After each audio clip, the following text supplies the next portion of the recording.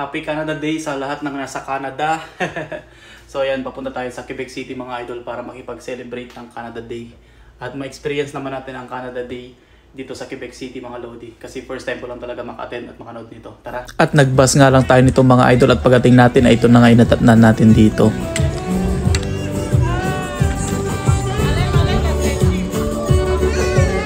Grabe, ang daming tao ngayon dito. It's Canada Day.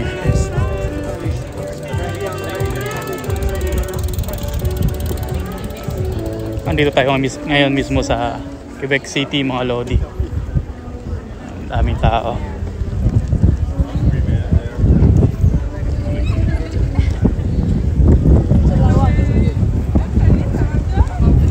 Sayang hindi ko na inabutan yung parade. Akala ko nga mga idol hindi ko na naabutan yung program nila dito, pero naabutan ko pa pala at nandito nga siya sa may bandang gitna nga ng ito na siya mga Lodi. Le premier régiment militaire francophone en Amérique du Nord. Prime Minister Trudeau puts it very well when he says that the members of our chers représentants des forces armées canadiennes et de Parc Canada, chers collègues de la Chambre des communes, Pierre Paulus et Gérard Deltel.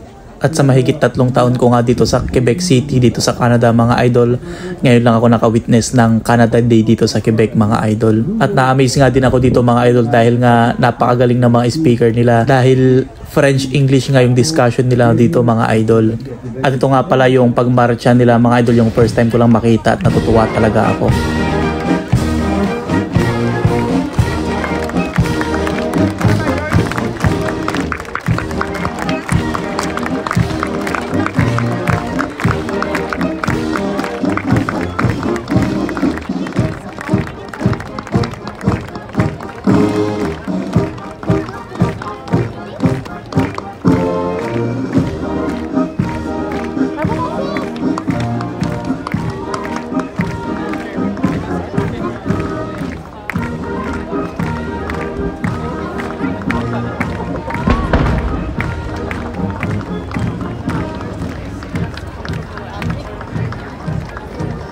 And that's how they celebrate Canada Day dito sa Quebec City, Canada mga Lodi.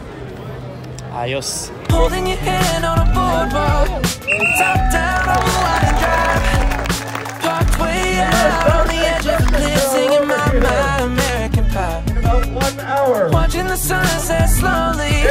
I hope you'll remember that. It's what's behind, not what's inside. At napakadami pa nga nilang mga activities dito mga idol, pero hindi ko na nga rin napuntahan at gutom na nga ako ng mga oras na yan. Kaya hanggang dito na lang muna mga idol. Again, merci beaucoup, thank you, salamat, and bye-bye!